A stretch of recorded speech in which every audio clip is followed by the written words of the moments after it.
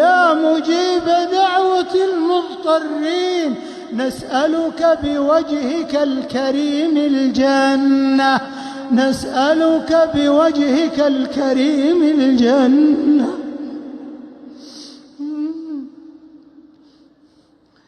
اللهم إنا نسألك الجنة ونعوذ بك من النار.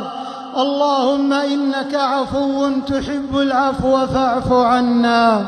اللهم إنك عفو تحب العفو فاعف عنا. اللهم إنك عفو تحب العفو فاعف عنا.